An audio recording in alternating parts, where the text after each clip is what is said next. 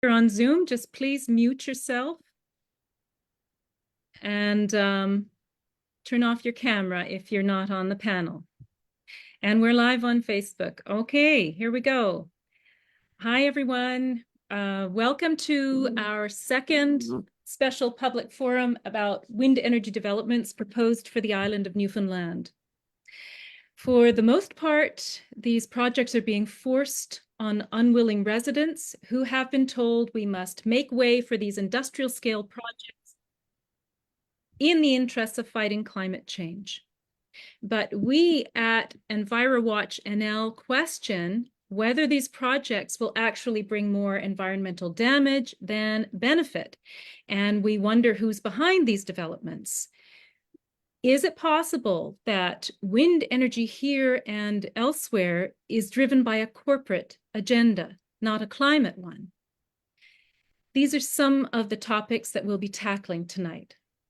My name is Tara Manuel. I'm one of the co-chairs of EnviroWatch NL, and we are an independent, non-profit provincial citizens group. We formed about 1.5 years ago to bring more transparency and accountability into government decision-making on matters affecting the environment.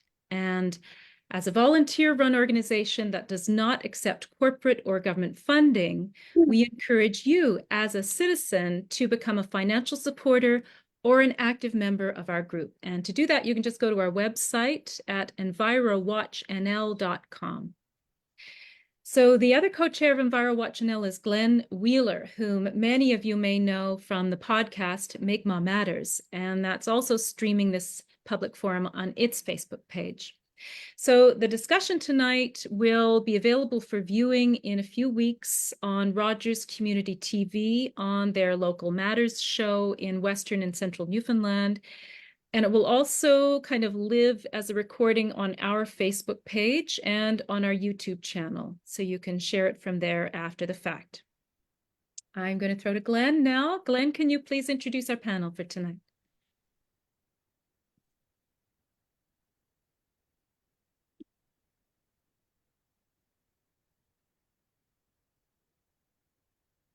Glenn? He's on mute. Sorry about that. Joining us tonight, we have Joan Baxter, reporter for the Halifax Examiner, joining us from Nova Scotia. We have Robert Loader of the group Proposed Wind Turbines and Ammonia Plant and Exploits Concerned Citizens, joining us from Point Leamington.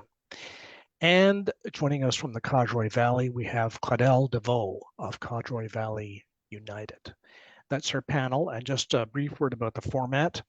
We'll have 3 mini conversations, and in the middle of those mini conversations, the other 2 panelists will add and comment and have an exchange with the speaker. And that's when you, viewers, can make your comments also. Send us your comments, your questions, your points throughout, and we'll get them to the speakers. So it's interactive. Let's hear what you have to say. Back to you, Tara. Okay.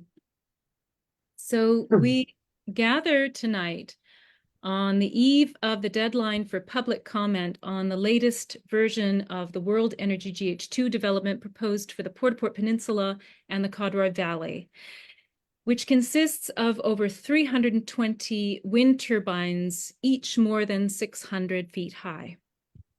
The Provincial Minister of the Environment has until April 9th to respond. But even before the World Energy GH2 plan is approved, the federal government has provided at least $128 million in loan money to the new company. Taking part in the recent federal funding announcement was Cabinet Minister Goody Hutchings, MP for Long Range Mountains. Most of us are aware by now of the myriad points of connection between the proponents of the World Energy GH2 project and the provincial and federal governments. But for those who are not, here's a quick primer. So the chair of World Energy GH2 is John Risley.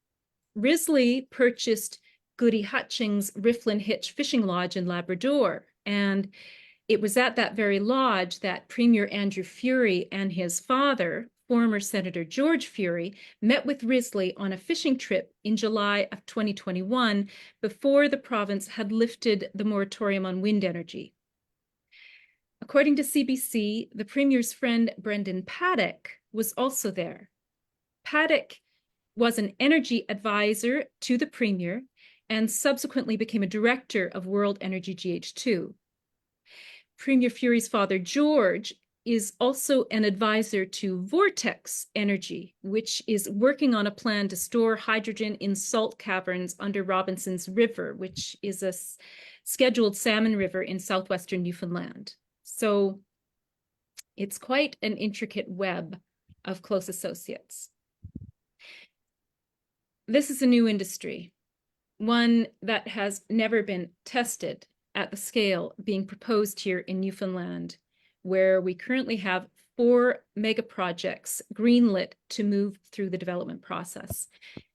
Taken together, these projects are proposing to produce between 12 and 14 gigawatts of energy to be transformed into ammonia for foreign markets without, it must be said, a single watt for use in our own communities.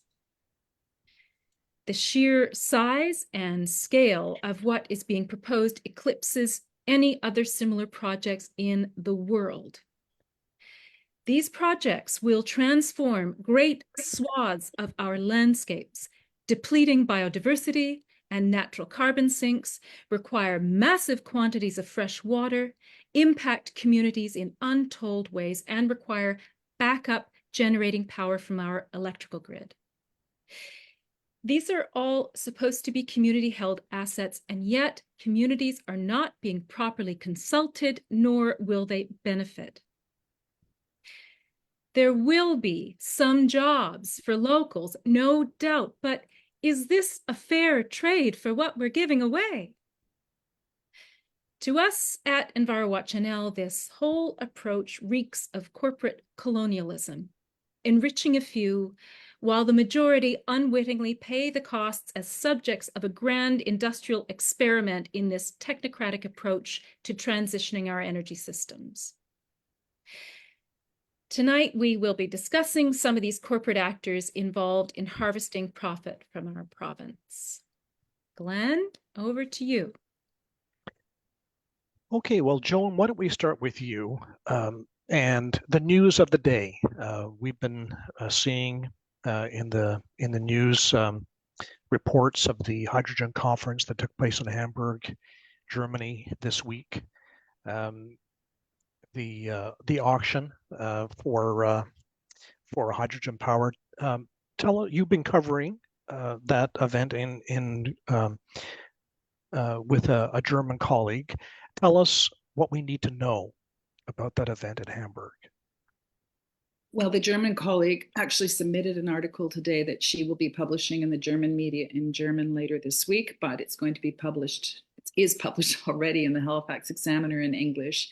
And one of the most important points in there is that, according to the Minister of Economic Affairs and Climate Change in Germany, Mr. Habeck, Canada and Germany both agreed to put up 200 million euros each to bridge the gap between the price for green hydrogen, which is extremely expensive, given all of the investment that's required with the wind energy and so on, and the shipping and whatever else, and what would be regular hydrogen or perhaps even natural gas, which is 5 times cheaper than the regular hydrogen. So that was one of the main things, is the first subsidies are showing up. A German industrialist who was visited and interviewed by this journalist said that they simply cannot buy green hydrogen without these massive subsidies because it's just too expensive. And they're metal makers. One of the main industrial applications for hydrogen would be in steel making and in metal processing. And this metal processor, who really is putting in new furnaces that could take hydrogen, has said he just simply can't afford the hydrogen at the moment. He's going to continue with natural gas, even though he's building for 40 million euros new furnaces. So without these subsidies, it's not viable. That's the first point that came out of it. I think of interest is the two players that she recognized from Atlantic Canada who were there were John Risley and Trent Vichy from Everwind, both of whom have projects proposed in Newfoundland. And both of them, from the comments they made to her, sounded quite frustrated.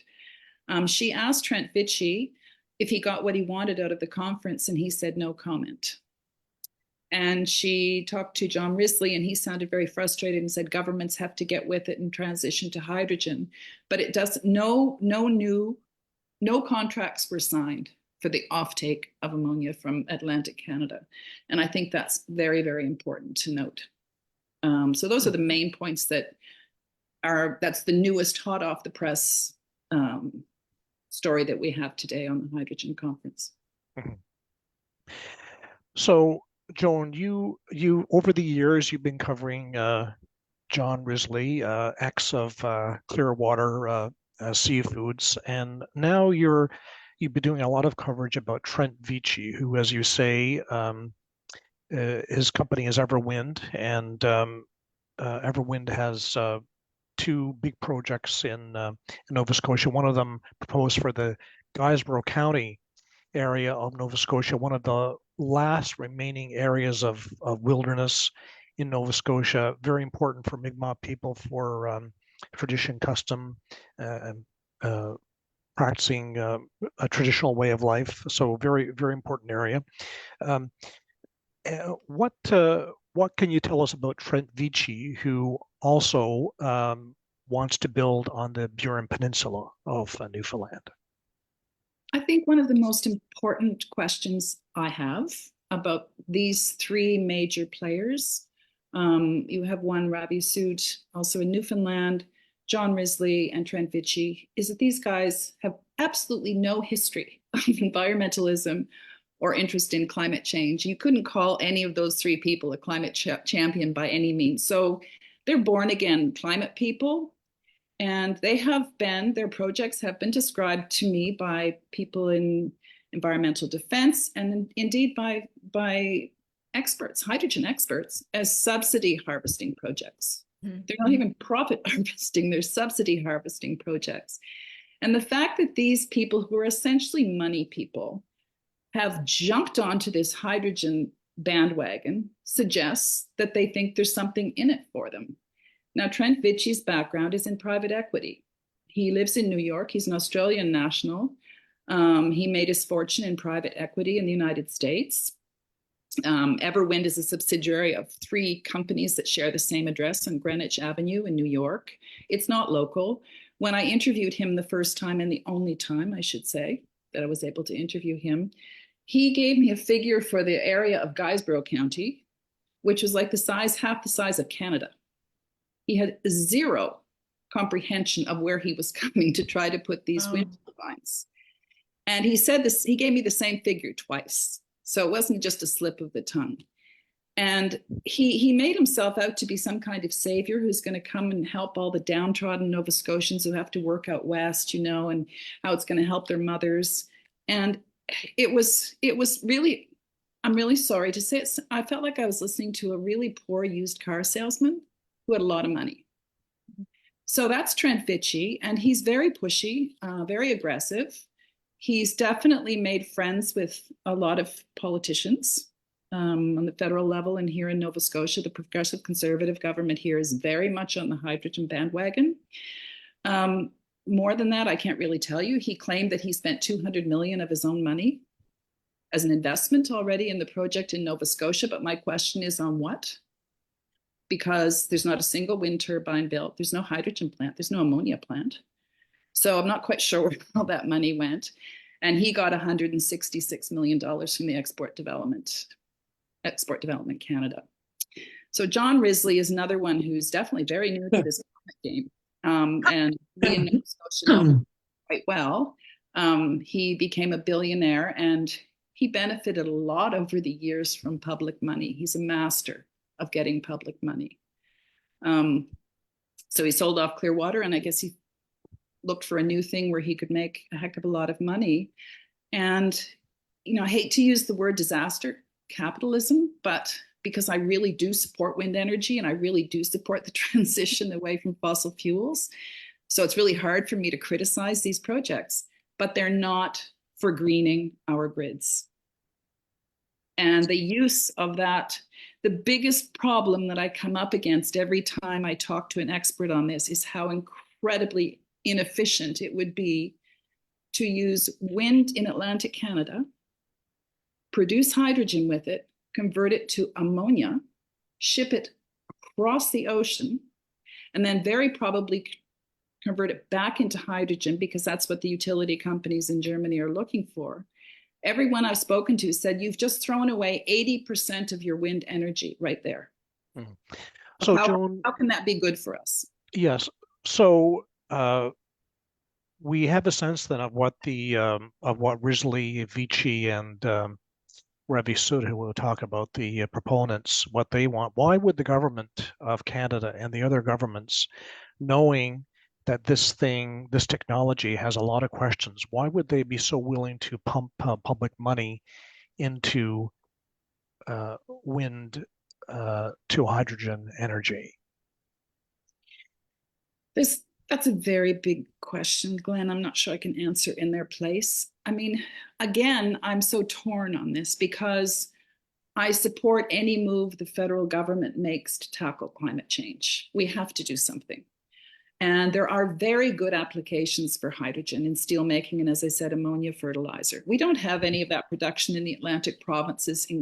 So if we're going to be putting up wind projects in our forested land, affecting our wetlands and so on, then surely the sacrifice that we're making should be to green our own grid and produce affordable green electricity for ourselves. Nova Scotia is still almost half of our grid, because we're not getting much from Muskrat Falls, is almost half of it is coming from some kind of fossil fuel. So how can we talk about putting up massive wind projects that would stretch the length of our province, which is small, to produce hydrogen to send to Germany and basically throw away 80% of that?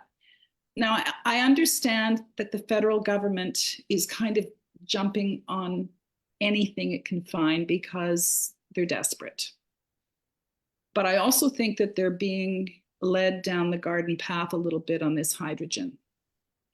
This all came about because Russia they wouldn't buy gas in Germany from Russia anymore, and they panicked. So they're desperately looking for an alternative, and then they leapt onto the hydrogen bandwagon. In fact, that was mentioned at the Hamburg conference, that Canada's helping Germany out. But I think it has to do with the fact that a lot of the politicians don't really understand chemical engineering or physics. And the lobbying has been very, very heavy. And there's also a suggestion that by developing a hydrogen economy, as they say, you'll notice in Ottawa, they call it clean hydrogen. The Middle Eastern countries call it clean hydrogen. So then they can blur all the different colors and kind of equate hydrogen made with natural gas, but with carbon capture and storage with green hydrogen. So the idea is, by just promoting the use of hydrogen to create this big hydrogen economy, you're actually going to be continuing oil and gas, because there's no way they'll ever be able to create enough green hydrogen for all the needs. So these are some of the problems that have been explained to me by the people I've interviewed over the last 2 years as I work on this. I mean, I think the politicians mean well, but I'm not sure that they're very well informed. Mm-hmm. So before this conference in Germany, we had a recent announcement from Ottawa, money from the Export Development Corporation, money that Trent Vici got, and also money that flowed to World Energy. But I suppose we shouldn't read in very much into the name of the fund. Export Development Corporation is not necessarily about export, but merely being able to find money wherever, in whatever fund, to extend to these impatient people like John Risley, who wants the money yesterday. That's my feeling, is that they're just looking for something to keep them going, because my impression is they're not getting the private financing that they would need. So therefore, the federal government, by handing out these dribs and drabs here and there, are supposedly, I suppose, giving the private sector confidence that they'll, back this up. It just threatens to be an extremely expensive venture for both governments in Germany and Canada. And you have to ask yourself if there aren't cheaper and better ways to fight climate change than this. Now, Joan, lastly, we've talked about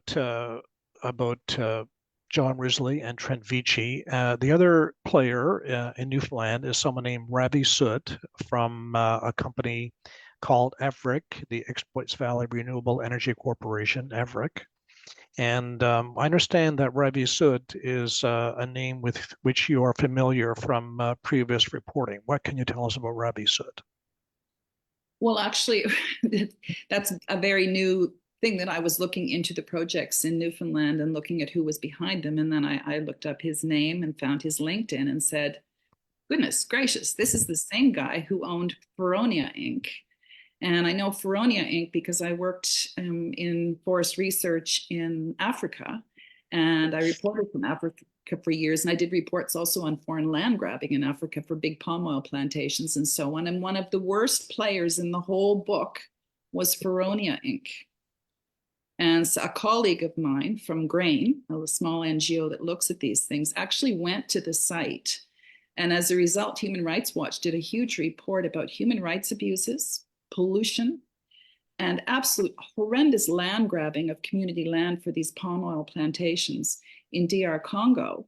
And that was all Feronia, which was Ravi Sood. And I said to myself, how did he wash up in Newfoundland? What is it that's attracting these people? He lives in Hong Kong. What's attracting these people from all over the world to Atlantic Canada suddenly for this hydrogen bandwagon?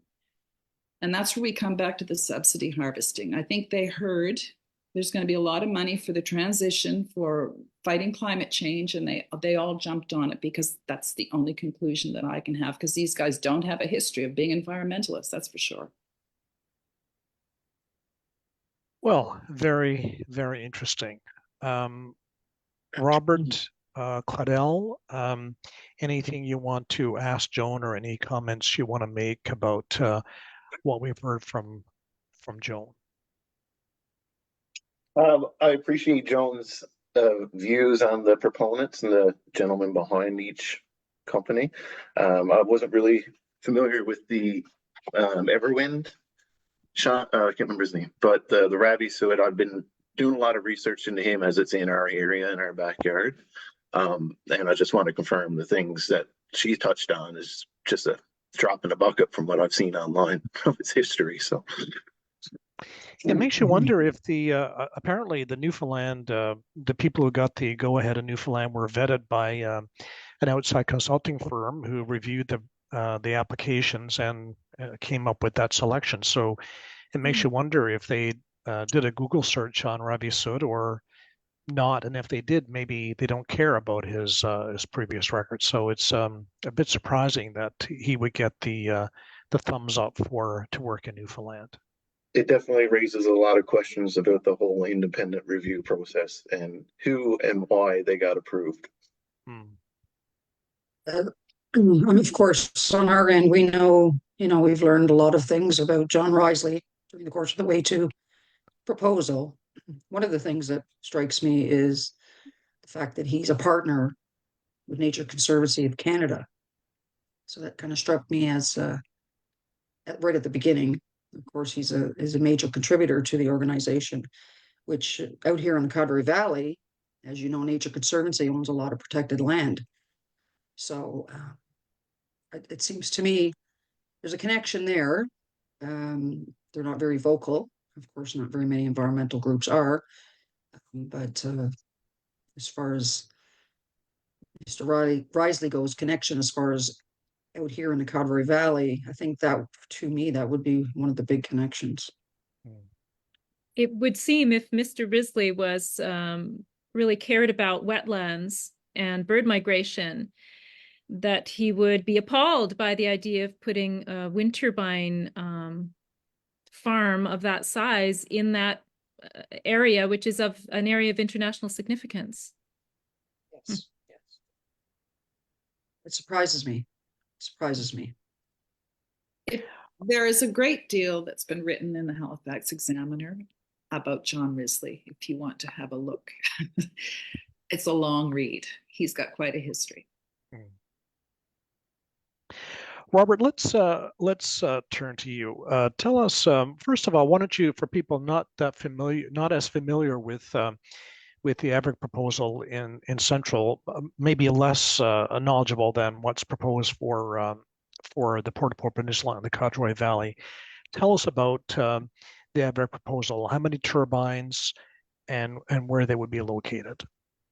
Sure. Yeah. The proposal here in the Exploits Valley was originally presented as 300 turbines to create 3.1 gigawatts, or sorry, megawatts of power, or sorry, it was gigawatts of power to facilitate their ammonia creation for a manufacturing plant in Botwood. Since that initial proposal, the last meeting they held publicly in December, the numbers jumped from 300 to 452 turbines. I'm guessing that they were planning to use a 10 megawatt turbine, and then they had to go back to a 7 megawatt turbine due to manufacturer faults with the larger turbines. So that's just my guess. So those turbines will cover an area of over 300 square kilometers between Botwood, Grand Falls, Windsor, Twin Lakes, and down towards Northern Arm, Leading Tickles, Point Leamington, Point Bay, and surrounding a lot of cottage and cabin areas. There are also numerous outfitter operations in the area that will be impacted, as well as a lot of tourism. Each turbine, like I said, of the 452 7 megawatt turbines, from the EIS that was submitted for the West Coast, we can assume that they're going to use between 2.5 to 5 acres of cleared, leveled, flat land for the construction of the turbines, as well as there will be 200 kilometers of new access roads constructed and increasing, or I call rebuilding, 200 kilometers of existing roads that were created by Abitibi for hauling logs, and all the bridges, infrastructure, and roads will have to be massively upgraded to support the massive components to be brought to each turbine location. So with this, all of those turbines, the flattened and land or cleared land, it can possibly reach over 2,200 acres. And that's not including the access roads or the right of ways for the roads or for the clearing for the turning, bring the equipment in. So they plan to transmit the power to a former location that was used by Abitibi outside of Botwood near the Ultramar gas station across from the Botwood Town Hall to construct a massive ammonia hydrogen production facility.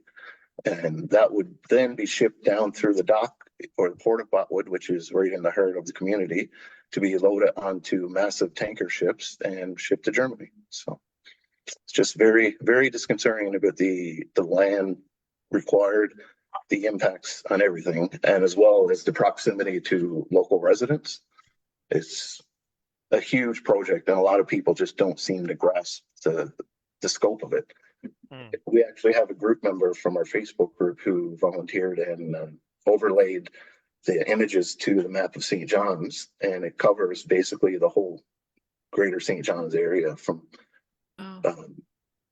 Paradise all the way up to Portugal Cove, and then up to Torbay. So in that area, so in Botwood is a larger center in that area, and you mentioned the ammonia plant will be going practically in the middle of town, and then you have the smaller communities, Point Leamington being one of them, I guess, where you have tourism. I guess there's a lot of fishing, probably like elsewhere in coastal Newfoundland.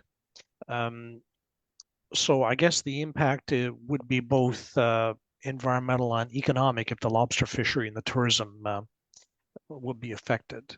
And what are people saying about that?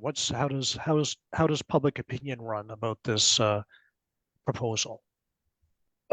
Public opinion, I would have to say the majority of people that I speak to either aren't informed about it or they're supportive of the jobs, but the vast majority, once they learn about the scope and the size and the impacts and the costs that we're paying for these positions and construction progress, they are vehemently against it. They just don't want anything of this scale to take over our area and our traditional ways of life.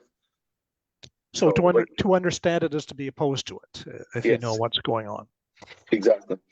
And I saw on NTV last night, the mayor of Point Leamington was interviewed, and it sounded like he was on the defensive about a letter of support they've given, the town gave Everick, and I guess there's some pressure on the mayor and council to withdraw this letter of support.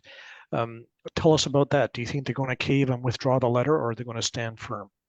Oh, I think that they will stand firm until we force them to rescind their letter. From my understanding, the letter that support that they signed was following the information sessions held in 2023 in February, where they were presenting 300 turbines. So even the fact that the number of turbines has increased by 50%, in my opinion, those letters of support technically should be considered invalid, as well as the discussions that we had with the community council or municipal council and the mayor, is that they told them that this project was a done deal. And even if they said no, there was nothing that they could do about it. So our mayor actually issued a letter to all the residents in the town. And it basically said that he was told that it was a done deal and that they sent a letter of approval in order to get a seat at the table with the proponent. And it's important to have a seat at the table, even though they can't guarantee that any input would be listened to or respected. And also, they said that if they don't provide the letter of support, then they will not reap any economic benefits or community enhancement programs. So again, to me, that seems a little unethical to basically bribe somebody into providing a letter of support when there's no information given on what the actual scope of the project or the development would actually cause to this community. And just for an example, I spoke to a local bed and breakfast operator here, and she told me that they had a previous client call from BC, and she asked straight out, have the turbines been installed yet? Because if they have, we're not coming back. So we have a beautiful area in Point Leamington in central Newfoundland that, like the rest of the island, is just spectacular in its own little ways. And the council here doesn't seem to be too concerned about existing positions or anything other than potential economic positive impacts from this project, which for our community will be minimal at best. So it's surprising that they would call it a done deal, because of course the Everick proposal hasn't gone through environmental assessment. It's not much more than an idea at this point. So it seems to be far less than a done deal, I guess, in terms of the process. And what about people in Botwood? Of course, Botwood had that port, and it's, they've been rough years with reduction in the traffic in Botwood after the end of Abitibi and the paper industry. So I suppose people would see a return of the glory days if this thing went ahead. But what about having an ammonia plant right in the middle of town? I mean, ammonia is not it's a pretty drastic compound, and accidents do happen. There's always risk. Has there been any discussion about having an ammonia plant as your neighbor? That question was brought to Ravi Sood during the December 6th meeting. It was actually asked to him 3 times because he didn't directly answer the question of what the impacts of an ammonia leak would be, or what would the human impacts be of an exposure to ammonia. And he just skirted the question by saying, oh, we have fail safes in place and we have technologies and sensors that would prevent anything from happening. Instead of actually answering the question, ammonia is toxic. It can kill you very quickly, and it kills all life that it touches. It can impact soils and water and marine life. It was just skirted around like it wasn't a big deal. And again, it goes back to they don't want people to know the truth, because to know the truth or know the details is you're going to oppose the project. So to support the project, you're either benefiting directly, you're believing the narrative that there's going to be an economic driver for the area, which I do not believe in the slightest, and that you are more concerned about making money than you are about protecting our natural wilderness and our way of life in rural Newfoundland. And so, and where is the Everett plan right now? Of course, the World Energy Proposal is well into the environmental approval process, but Everett is not as far as long. Where is that? Is there does Everett have an office in the area? Is there a presence on the ground? Like what's going on? Where's it at this moment? We've been trying to get responses back from the email address provided to us at the meeting in December by Everett. It's been 3 months, and my wife actually just got our first response back from them. So we're going to go through that email and send a response back to them. But their stage right now, I believe, is still at the front end engineering and design, and they're still performing some wildlife acoustic studies on bats and birds, I believe. Outside of that, we're just waiting for an update or the next public information session, as there's no environmental assessment registered on the government website. And there's no updates from their website. Their website actually has a couple questions there now, which is new, everett.ca. And you can also, but yeah, it's just a lot of waiting and trying to understand what's happening. And whenever you ask questions to people, they just say, well, you have to wait for the EIS. So there's a lot of waiting and asking questions without getting any answers from basically every level of government, municipality, leadership, and just everyone waiting for the money to start flowing in. Right, Robert. Joan, Claudel, anything to add to what we've heard from Robert? Any questions for Robert?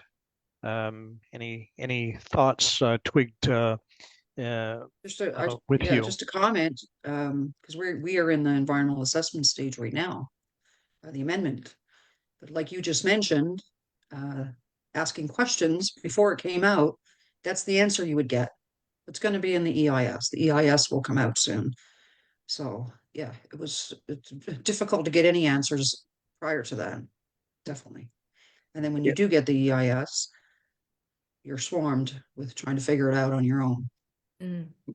Like we are. And then it's going to be approved by the provincial government, who appears to be pushing these projects already. So it's really difficult to have a lot of faith in the process when you can see characters like John Risley and Ravi Seward coming in just because there's public money available for these projects, and then not getting any answers from our leaders in government. The responses to access to information requests continuously get pushed back.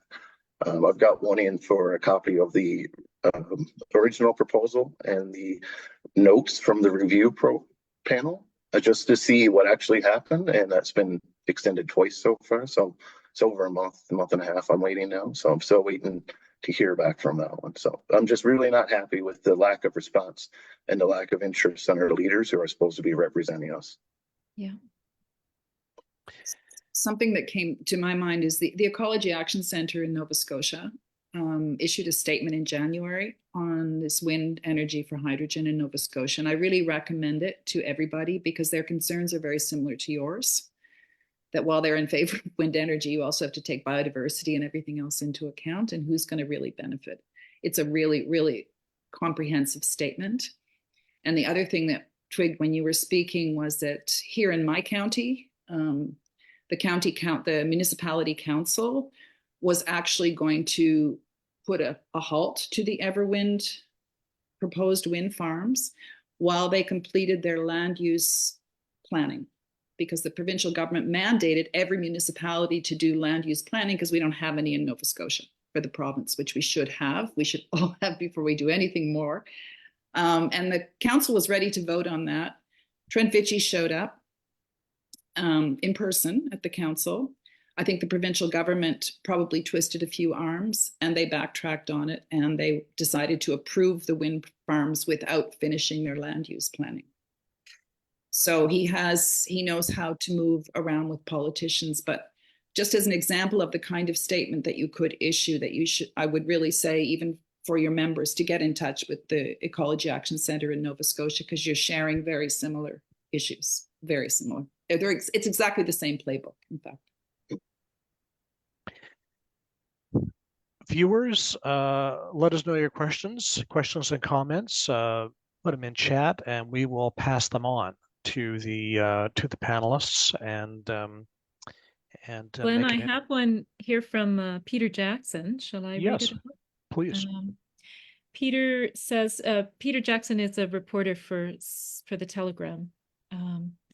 He says, I think the biggest surprise is the federal loan announcement. Risley and political leaders have been adamant that government subsidy was not in the cards, that it was totally private investment.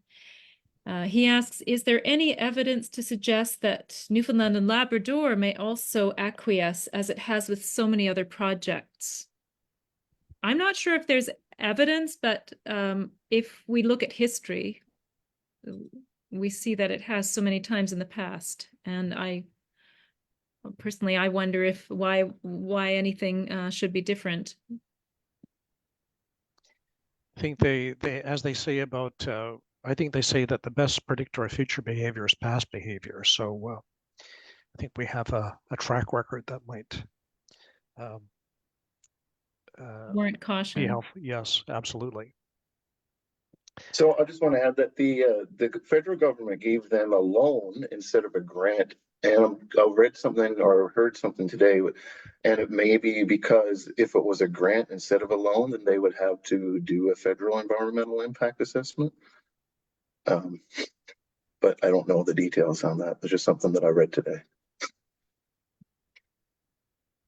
I'm not sure that's the case, but it's interesting the pots of money that they are digging into. I mean, Export Development Canada, the pot of money that they went to for this, it's called a credit facility. It's the only other kind of recipients are kind of these projects that nobody else really wants to fund, like the pipeline to BC. So it's interesting to me that that's the pot of money that it came out of. And the fact that they even announced the wrong amount in Nova Scotia, saying it was 125 million when it was 166 because they had the currency wrong. I find that really incredible. I know Everwind has applied for a strategic innovation grant, and I recommend that you keep an eye on the Federal Lobbyist Registry to see how many lobbyists they have and who they're meeting with in Ottawa. And on that lobbyist registry, it also gives you a much better structure. You get an idea of which companies are subsidiaries of which and who's involved. And it also tells you who they're meeting with and how much money they're hoping to get, if they're hoping to get any money this year. So you can do that for all of those companies. If they have a lobbyist in Ottawa, it will be on that registry. Plus the provincial registry. We have a provincial registry in Nova Scotia. It's not all that useful, but Trent Vichy is lobbying for his own company in Nova Scotia. Okay. Thank you. I have a couple of other questions now. Should we get to those, Glenn, before we get to close Yes, out? please do. Okay. So Christopher Bruce asks, he wonders, is there any timeline on that 200 million for hydrogen ammonia production? He wonders if it's structured to be a one-time deal or an ongoing part of their long-term contract, 10 years from the double-sided auction. It's very vague because it came directly from the minister himself in Germany, and he just said that but it should fall under that 10-year framework, which is what they signed yesterday. So I would assume that's over the 10 years. It doesn't mean that that's the limit, but that's what they are pledging right now. Okay. And from Trudy Gettler, she's saying, I'm in New Jersey and fighting offshore wind. And she's wondering, are we dealing with lithium battery storage issues? Not that I'm aware of. Everwind is planning to set up a huge battery plant down in Port Hawkesbury on Cape Breton Island, where it's planning to have its ammonia and hydrogen plant. It's also, in addition to this wind, it's going to have storage. It's complicated because if you're going to be selling green hydrogen to Europe, it has to be green. And within 5 years, it has to be produced by green energy simultaneously, because they're actually feeding into the grid right now. And then they're going to take the equivalent out of the grid. That's what their plan is. So that wouldn't qualify in 5 years in Europe as green hydrogen anymore. So they need to have big storage for their wind energy so that they can keep their machines running if there's no wind or something like that. And they also can't be shutting off the electrolyzer all the time. You just can't do that. You have to keep it steady. I know for the EVREC proposal, the information that was given last December, they said that they were planning to produce a 10 megawatt solar farm, and then have what he referred to as molecular storage, which sounds funny because it's really hard to store anything without molecules, as a friend of mine actually pointed out. So from what I understand, it's basically just compressed hydrogen underground in a big vat to power their own on-site power generation facility. So I don't understand exactly their great requirement connections, but I'm waiting to hear and waiting to keep an eye on that as well. Question from Michael Plummer, who says, I'm not so familiar how energy projects are stopped in Canada. In the States, typically it's overwhelming political pressure or lawsuits that can lead to a win. What's the path forward to be able to stop these projects? Has a mining or oil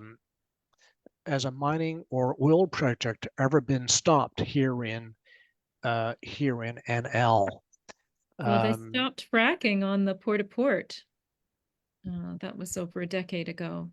Mhm. Right? I'm not familiar with other projects that have been stopped, though. I don't know if anyone else is. But from my understanding, the only way to get these projects to stop is to inform local residents and get them on your side and get them informed and make an informed decision, like I've been saying. Education is key. Yeah. Politicians like to count votes, so And as Leanna Paul points out that there was a project stopped in Lewisport. I think that was the incineration project. Maybe Robert, you know about that. Yeah, that was I can't remember the exact phrase. It was the gasification from garbage, basically, old tires and plastics that they were planning to burn. So that one was stopped in Lewisport after the discussions about actually what was happening and what the land use was going to be. That was stopped pretty quickly. yes, there was also a proposal here over a decade ago by Corner Brook Pulp and Paper to burn tires in the mill here in the center of town, and that was stopped. And I believe there's another one in Botwood that was proposed before to use sawdust from a local sawmill to make biofuel. I don't know how those numbers ever made sense for that project, but that one was just stopped. I'm not sure exactly what the details were to that one, but it just stopped dead in its tracks. Okay. So I have another question here from Facebook. From Keith Bonnell. I think Keith is in Western Newfoundland. He says in Southern Ontario, some counties have embraced wind energy and some adjacent counties have rejected it. Has anyone done research on this and a follow-up after their several years of operation?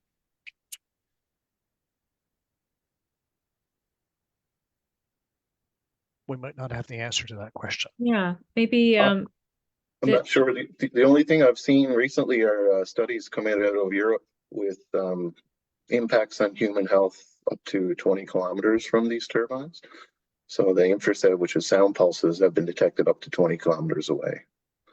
And another report that's wildlife displaced 7 kilometers from the turbine sites. So. Viewers, keep your comments and questions coming. Reminder, you're watching this special presentation by EnviroWatch NL. You can become a financial supporter or active member of our citizen-based group. Information is available on our Facebook page or at our website, envirowatchnl.com. Tara? Yeah. Over to you. So Thank you. Let's talk about the Codroy Valley now, and then we can get to some more questions and comments from the audience after that. So, hi, Claudel. Hi. So nice to have you with us. So Claudel, Thank I know that the public, the port-to-port aspect of the World Energy GH2 project has been front and center when the project is referenced, and people may not be as familiar with the Codroy Valley part of the project because, well, it wasn't made public until quite a long time after the port-to-port. So I wonder if you could tell us a bit about the World Energy GH2 plans for the Codroy Valley, the size and scope of the project, please. So yeah, the project itself has always been known as Stephenville to Port-to-Port Wind Hydrogen Project. Never been, Codroy Valley was never mentioned even back from 2022. So didn't raise any alarm bells. It was always called Stephenville Port-to-Port Project. Even to this day, it's still called that. Just so happens that their Site C wind farm, they labeled it Codroy, which is not really correct. It's Codroy is just one community out of 15 in the Codroy Valley. Yeah. So the project entails 143 turbines in the Angwell Mountains, which it's about 7 kilometers, I think, from O'Regan's, from the closest community. And then it extends, I don't know the distance, but it extends beyond almost out to Fishel's, Bay St. George. So it's quite a span. It's in the mountain, so it's on top of behind us here where I'm at. And it's about, I'm not sure the exact the dimension, but anyway. So our concern with where the proposed wind farm is that we have a lot of licensed hunting camps in that area. There's probably 22 altogether, not specifically, right in the circle that they put in there for wind farms, but there's 7 that are directly in the wind farm location, outfitting camps. So it's going to affect a lot of outfitters and a lot of people that, have licenses to go hunt there. So they make it sound good that it's not going to affect a lot of outfitters, but there's certainly a lot more that are in that area because they break it out in the environmental impact assessment as local area assessment versus regional area assessment. So, even talking to a couple of outfitters, I'd ask, well, did you, get contacted by World Energy, because World Energy is dealing with outfitters directly? And they, a few of them said, no, they haven't, because they're not really considered to be affected. So, in that sense, we know that World Energy is speaking with outfitters directly. There's a few outfitters in the area that are outspoken, some aren't. The biggest concern that we have, or one of them, is the fact that where the wind farm is, of course, I live right here by the Grand Codroy estuary, so it's of international significance. Is the only one as a Ramsar site, the only one in the province. We have 2 important bird areas right here. From the wind farm site, there's 3 water bodies that come directly down from the mountain into the estuary. That would be, Broomsbrook, Rynsbrook, and then one from South Branch. So it's a very big concern as to, what could happen there during construction, sediments, runoff, the blasting. There's a number of things that could happen. And we're very concerned about what it means. And we're also concerned, well, the estuary, it's an important habitat for migratory birds. We're part of the Atlantic Flyway here as well. So we don't know exactly what lies within the Angwell Mountains. There's a number of things that, the habitat for the birds. There's a number of things that we're very concerned about. I'm probably going to fool up what I'm going to say here, but it's a big concern. So the wind farm, like I said, if you want to go back to the beginning, or when our community got involved, we could talk a little bit about that. The outfitters, for example, this didn't even realize until June of this year, 2023, that, you know, this was really coming here. Because when we met with the company I think they had one session here in May of 2023. I mean, their maps, they showed their maps. So it didn't even really show down in the valley. It just showed where the wind farm site cut off. So it's like no alarm bells there. You know, people weren't really thinking, oh, well, that's not nothing to be concerned about, because they thought it was not as close as it is to us. So questions just started rolling in from there. So now we're, you know, the government released the environmental impact assessment in August of 2023.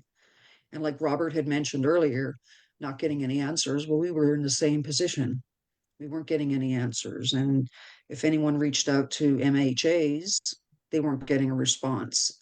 You know, reach out to the company and they'd say, well, you know, the EIS is coming out. They did answer some questions, but again, they were the responses that we've received back were very vague, that it would all be out in the environmental impact statement. So I'm sorry, go ahead, Tara. No, I'm listening. Yeah.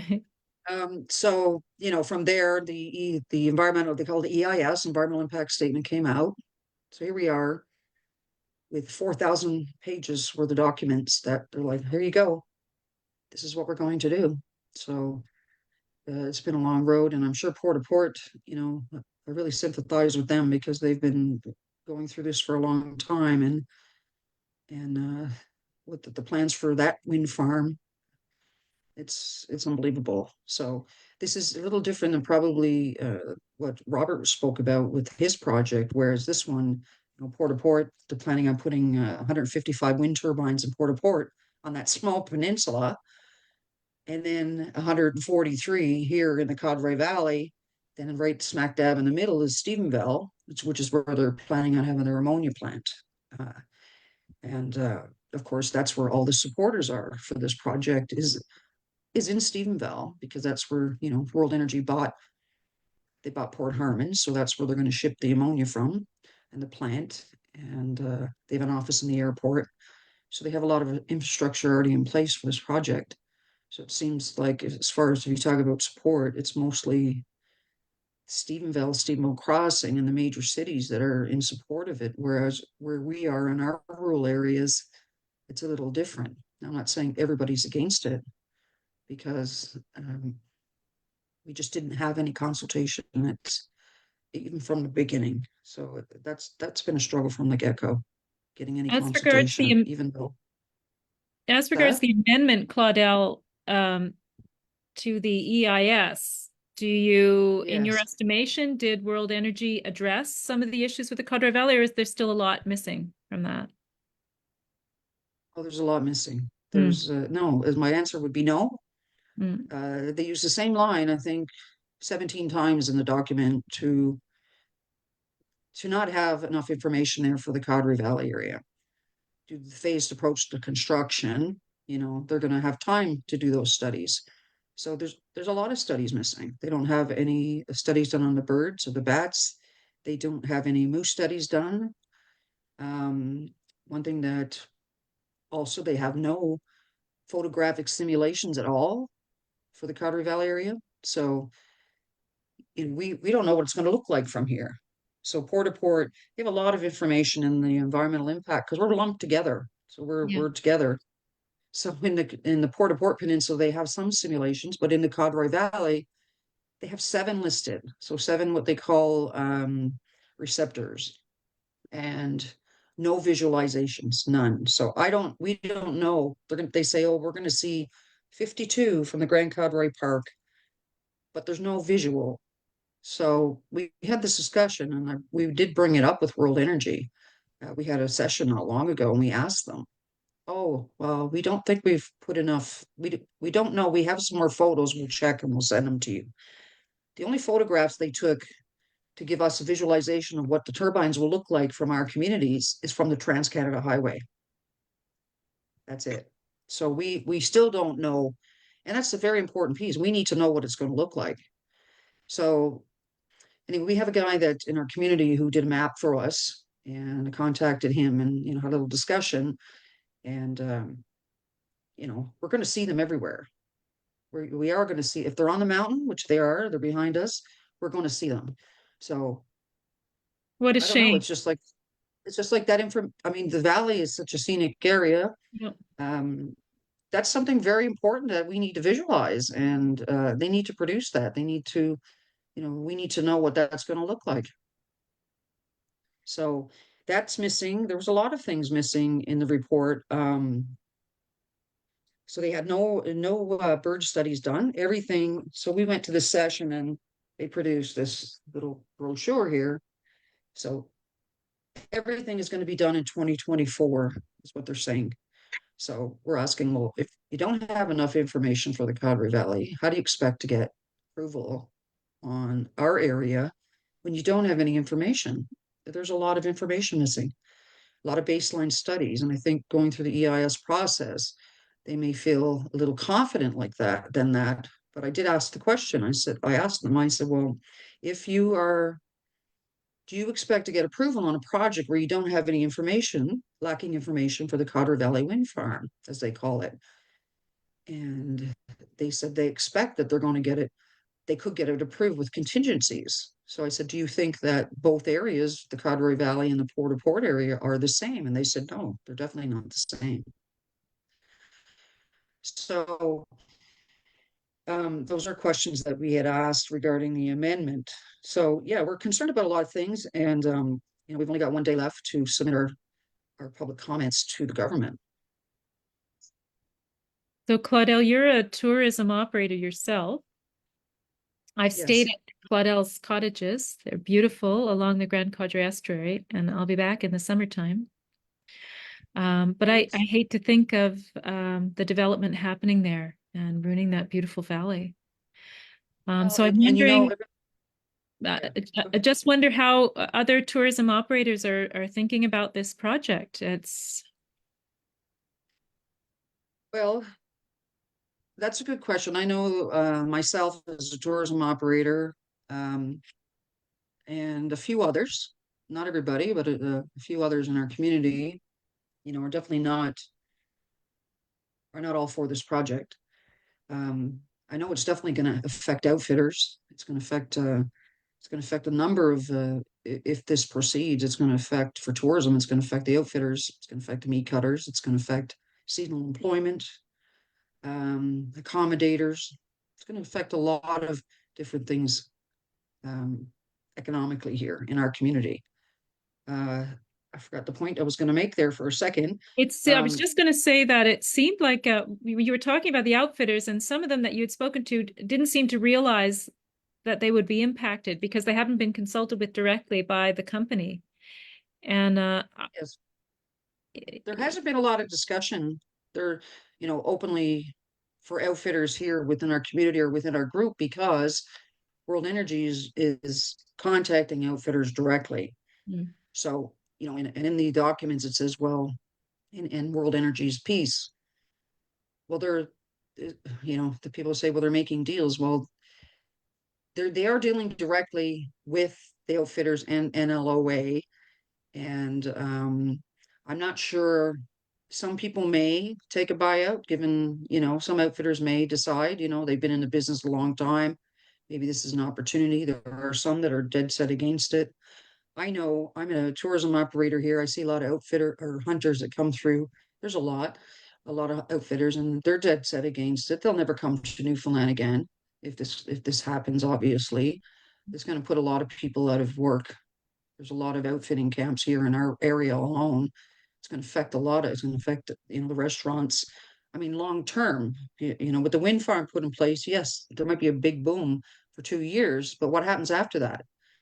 So this is a lot, this is a generational businesses here we're talking about.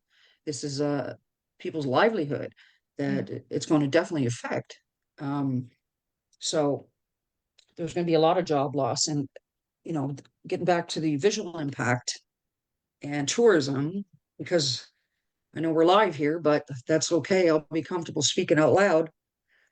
I've reached out to several, a few tourism associations, groups. Nobody's speaking about it. I've written a letter to Minister of Tourism recently regarding this project. I know that I'm not the only one, but there's a few others, but nobody's really talking about it. And I think it's something that like the government should have something in place similar to what we just found out in Alberta, what they're doing over there. You know, they're not allowing wind farms near any scenic landscapes and, you know, UNESCO sites and stuff like that. But there's no plan here in Newfoundland. It just seems like on the southwest coast, we have such a gem here.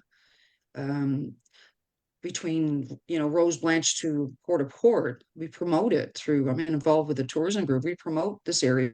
We've done videos, you know, for the last 20 years we've been here in business. Yeah. And to see something like this happen and nobody speak up about it. I know it's it's astounding. It's apathetic, and I can't believe that we are going to roll over and allow our what we value most about our beautiful province to be destroyed, and it'll be too late when people Yeah. will be complaining. I can't understand it.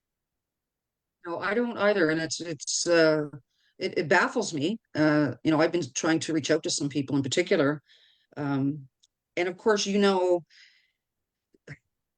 some of the tourist organizations are probably happy because like accommodators because they're going to make a ton of money for 2 years, 3 For years, 2 but that's years, it. and then what? 2 Who years. wants to come to 2.5. Newfoundland to see turbines? Yeah, so they change their mind. First they say 2 years, now they're saying 3 years. So I've seen so many different writing on from the company on how long this is going to Yeah. last. It's short-term Um, thinking. I mean, and this is what has plagued us in our politics. It's short-term thinking when we need to be thinking long-term. We need to be thinking Absolutely. like And that, Indigenous people. We need to be thinking about the next, 7 generations. yeah. So I mean, if you look at it on a tourism act, the visual aspect, I know there's so many beautiful places in Newfoundland. The Cadre Valley is very scenic area. There's so many damaging environmental impacts that could possibly happen. And people are just like some people, not everybody, a few people seem to be okay with plucking up 650 feet turbines in the air, 140 of them so that we can look at them. It's absolutely going to change the landscape.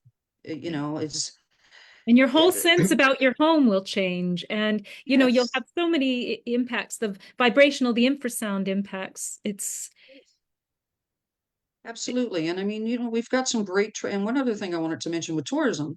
So we have some great beaches here. We have some great trails. And the Starlight Trail, for example, there's a lot of specific, I forget the word they use in there, but there's a lot of, I guess receptors, they call them, trails and hiking trails, walking trails, churches, everything. There's so much missing in the information and the environmental impact statement about the Cadre Valley. They missed one of our key trails, the one that the federal government just announced, almost $1 million expansion to the Starlight Trail. I mean, it's incredible trail. Yet Yeah. they decide to mention a trail that's in our area, which is still important. It's not Department of Tourism trail, but you're going to see 77 wind turbines from there. Yeah, it's the So- International Appalachian Trail runs right through there. So Veronica Sullivan from the chat is reminding us. Yeah. Well, that's part of what's called the Grand Cadre Way. So you come up through the Yes. Appalachian Trail down into the Starlight. So it just seems like we're spending, that money's been approved. So, I mean, how pristine is our countryside going to be after that? If they're just, I mean, it just doesn't make any sense. The whole Southwest coast, I mean, it's unbelievable what our viewscape's going to look like. And I mean, that should mean something for Department of Tourism. Really, mean something. really. People. We should be marketing ourselves as a refuge from the overpopulation and the overindustrialization of the rest of the world. Yes. We have something really special here and we stand to lose it. Yes, exactly. And the Thank same you, as Port au Claudel. Port. I mean, So does Yeah, Port au Port. Well, exactly. Port au Port and Central Newfoundland. I mean, the whole island. We have something very, very special here. And well, I said something, Don't forget about Buren. absolutely. I did say the whole island. No. Yeah. Yes, Alison Dyer will be reminding me about the Buren. She loves the Buren. It's We've got a beautiful. whole lot of questions and comments here, Glenn, and thank you, Claudel. Yes.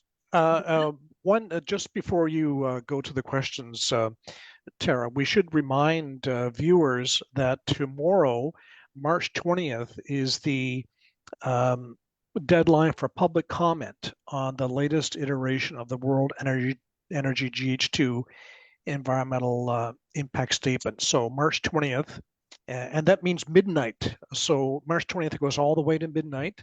And then the minister is going to take not very much time, is going to make a decision on by April 9th. So March 20th is an important date for comment. Yes, Tara, to the questions. Okay, so we've got a lot of comments.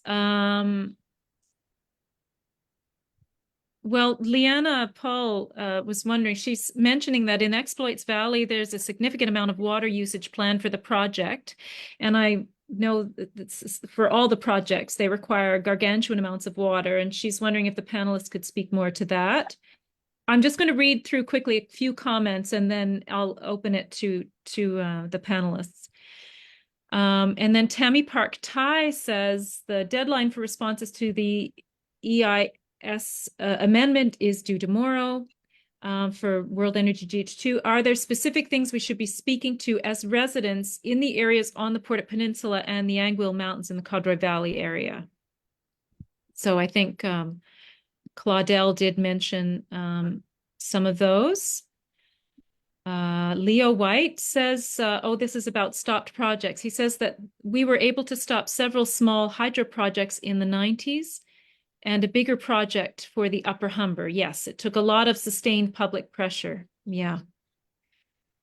And then Helen Forsey writes, there was a uranium mining proposal stopped in Eastern Ontario when an 8-month, mostly illegal Indigenous-led blockade with lots of settler support managed to slow down the subsidy harvesting exploration activities for long enough that the investor hesitancy combined with economic crisis to get the company to withdraw.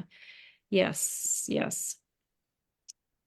How can companies come in with an initial proposal to our government and change it multiple times and it can just keep rolling? Well, this is what Claudel was speaking to. This is what Robert was speaking to. They changed the scope of the project. Right. Doesn't make any sense. Claudel, one of the things that was kind of in your comments, and Joan and Robert, I think this is probably true of your areas also, is that You're cutting in and out. There are important watershed issues here because, of course, many of these the wind is strongest at the higher elevations. So you know, a lot of what's involved here is blowing the tops off mountains and building wind turbines up there. And of course, and you know, that's the source of a lot of the watershed. Water runs downhill, rivers. Brooks begin at these higher elevations. So I think that's a sort of not sufficiently commented aspect of these projects is the watershed issues because of the construction at the higher elevations. And Joan, in Nova Scotia, is that also true of the location of those the wind turbines in your area? Absolutely. So Nova Scotia is a long, skinny province, and there's a long line right down the middle of the province. Actually, we came from two different land masses geologically, and they're called the Cobequid Hills. And basically, if these wind projects for hydrogen go through, because most of them are for hydrogen, I want to say there are two moderate-sized wind farms close to where I live. I have no problem with them. They're feeding into the grid. They're giving me electricity. I have no problem with them. They're small. They're up there on the hills. These ones they're talking about, when you start talking about 300 and 350 turbines, those are bigger than any wind farms anywhere. Those are huge, but they will basically cover the hills of Nova Scotia all the way from Wentworth Valley, almost all the way to Antigonish. And that's not for Nova Scotia. That's what I come back to. Does this make climate sense? When they go up into those hills, they're forested, what's left of the forest that we haven't clear cut. I suspect there will be a lot of cutting and a lot of access roads going in. The rivers, all the rivers in Nova Scotia flow into two bodies of water from those hills. They flow into the Atlantic Ocean, the Bay of Fundy, and the Northumberland Strait. That will all be affected. That's all wildlife habitat. We'll industrialize that landscape. And again, we come back to the question of this whole evening. Is this for the climate, or is this for a bunch of people who want to make a lot of money really fast? And Claudel, of course, in the valley, you have we have a lot of scheduled salmon rivers out there. We have Robinson's River. Our maybe we should hear from the salmon people who would care about salmon and those things, because I would think there would be impact on your watershed out there from a lot of these turbines on top of the Anglo Mountains. Yes, absolutely. You know, and in the Tara had asked me, did they address some of the concerns that we had when they came back with the EIS? And of course, they did come back with one report, which we questioned the report. We're questioning it. Several people have viewed it as far as what their predictions are for this flooding report that flow from there, and the links to some tributaries to some of the rivers. So South Branch, of course, has a lot of people, and some of the people there are really concerned because they have some really great, in the Overfalls area, there's some great salmon fishing. So they're not really, they're not really reporting on that here. We don't have the information. It's coming later. So I just don't understand how, without all this baseline information, and they're talking about mitigations and a whole bunch of mitigations, but I mean, that doesn't mean a row of beans if they don't know what the area is now. And it's lacking. So I think, they're the wing and a prayer. They want to get it approved, and they're going to do Cowdery Valley later. So it doesn't make sense how this, us being lumped together without any information. I mean, they do have some information, but they certainly don't have any studies on any details done on the marine and stuff like that in the documents. Now, of course, we couldn't look at everything. It's a massive document. We're talking 6,000 pages of information in a couple of months. So, yeah, but a lot of questions weren't answered, and there hasn't been much talk about fishing, the salmon fishing yet. I expect there will be. Another very important question for you to ask of the regulators in Newfoundland is, are they going to pay a deposit before they start putting these things up for reclamation? What happens if the hydrogen doesn't go through? What if they get these things half built? What if those turbines fall down? Are they paying a deposit in advance to remove those things afterwards, or are they just going to leave them there? You really should ask what happens afterwards, or if the hydrogen projects, because honestly, not all these hydrogen projects are going to go through. But if they start on the wind turbines and they do all that work and then they stop, what happens then? I've asked that question to Ravi in the meeting in December 6th, and his short answer was no, that they have no funds put aside for decommissioning or reclamation. Basically, he said they were going to install the turbines and let whoever comes behind them later on worry about that. As once the turbines are installed, they'll be there forever. Since then, Minister Parsons, he's stated a number of occasions that the proponents will be responsible for the reclamation and the rehabilitation and decommissioning costs. But like you said, without having those funds held in trust prior to starting construction, if these companies who are all infancy and brand new, if they file for bankruptcy or creditor protection, then they will have no way, the government will have no way to get money for that reclamation or decommissioning cost. So again, this is another reason why all these companies are here, is because of the lack of regulations the province has, which is very reminiscent to the open net salmon farm industry here, is that when the company or the province of BC were shutting down their open net salmon farms, our politicians were on TV telling them to come here because we love open net salmon farms. So it's very embarrassing to see your leaders in that position when you don't listen to the science, and they're just focused on creating these menial jobs. I have a question. As growing. Sorry? I have a question along those lines from Guy Dupuis, who asks about wind legislation. And he asks, is NL the only province with no wind legislation? Well, it seems like they started creating wind legislation after the industry had begun rolling, after the projects were applying, the World Energy GH2 project. And John Risley put out a propaganda video for World Energy GH2 in which he states that he's helping the Newfoundland government create legislation. Essentially, he's helping to guide them because it's so new. So this is ridiculous. We did that in Nova Scotia with the offshore lobster fishery. Oh, That's how Clearwater made $1 billion for them. right. Wow. A Yeah, and number then- of people are asking about how they can make comments. They can send their comments. And so I've got it's EA project comments at gov.nl.ca. That's the email address. But I'm not sure if the EA is supposed to be capitalized. So maybe someone can let me know. I don't think it matters. Doesn't matter, does it? EA project comments at gov.nl.ca.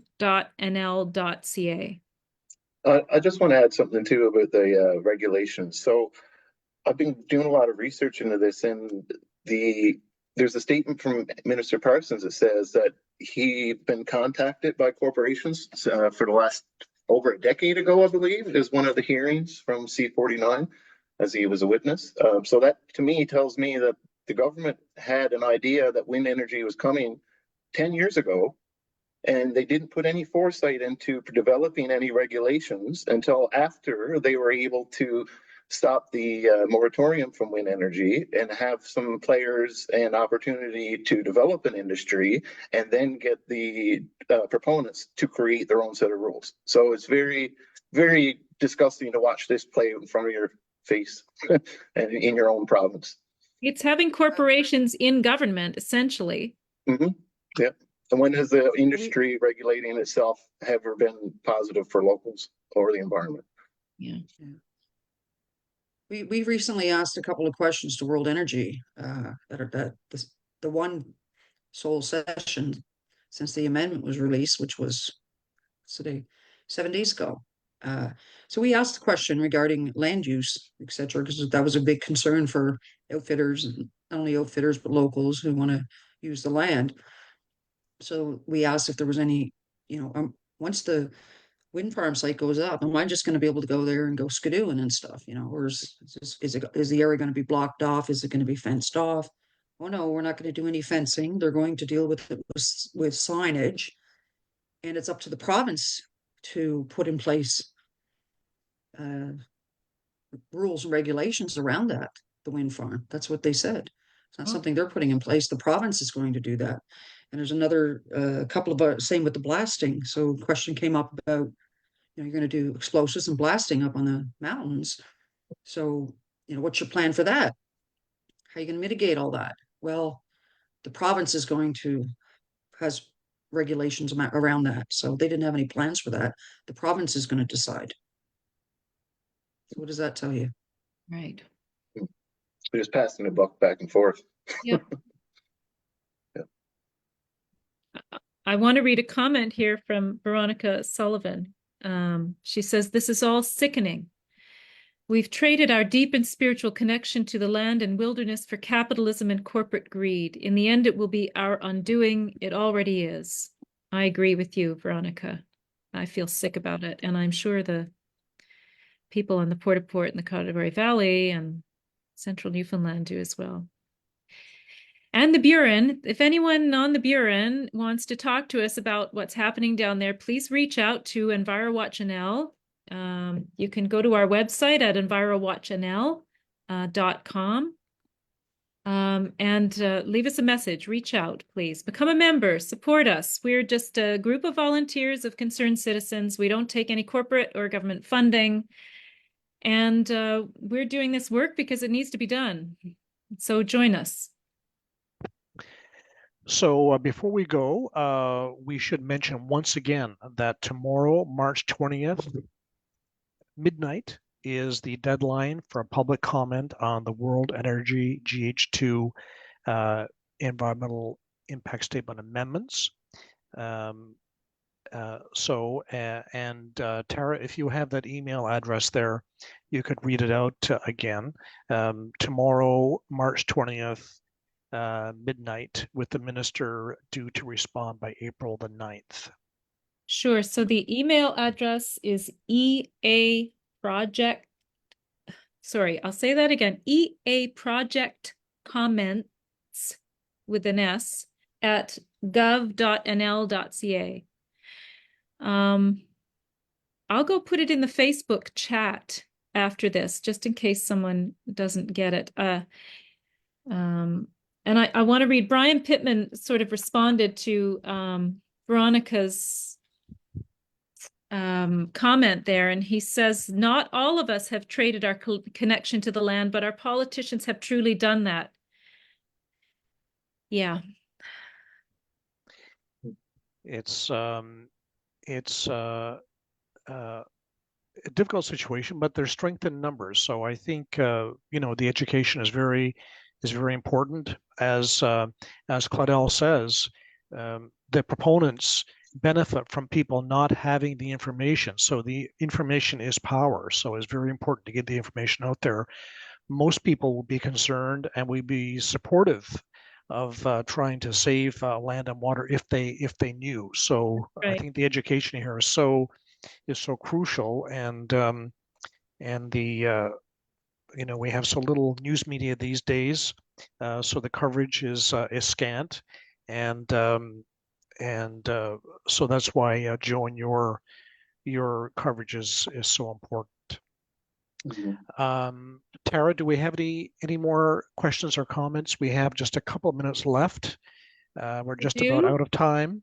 We just want to let people know that they can follow Joan Baxter. She's on X, and she writes for the Halifax Examiner, and she's doing amazing, truly investigative work on this industry and on other subjects. So you can find her at the Halifax Examiner. I follow Joan on X too. And yeah, we've got Gene is thanking us for our work so far, and he's hoping that a movement grows and spreads. Helen, oh, thank you, Helen. Helen's asking, will there be access to the recording of this forum available to non-Facebook users? Yes, Helen. It will be uploaded on our YouTube channel. So you can go to YouTube, give us a few days. Our member, Tom Boland, has been taking care of that for us. So you'll be able to watch it on YouTube, Helen, or on Rogers Community Television on the Local Matters program. And I can let you know when that goes on Rogers. Brian Pittman's wondering if there were any media representatives invited to participate or view this forum tonight. So we did send out, Allison sent out a press release. We know that Peter Jackson of the Telegram has been with us tonight. We're not sure if any other media have. And Nadine has thanking us for another excellent forum. People is power. People are power. Send in your concerns in solidarity, and in solidarity with you, Nadine, on the Port-a-Port. So we thank our panelists, Joan Baxter, Robert Loader, Claudel DeVoe. Thanks for being with us, and thanks for your work on these important matters. So thank you, panelists. And Tara, how about one more pitch for EnviroWatch NL? Oh, yes, guys, come on now, go to EnviroWatchNL.com and give us a little donation, become a member, $10, help us just pay the website and pay a producer to do these. We pay our producer a very, modest honorarium to set up these events for us. Thank you, Hillary McInnes, for doing that for us. And so that's what, if you make a small donation, that's what it goes toward, paying the website and the mailbox fee and that sort of stuff. And join us. There's strength in numbers. We're only a few of us. We all have jobs and husbands and dogs, and it sure would be great to have more people on board. We are growing, and that's great. And thanks to everyone who's supported us thus far.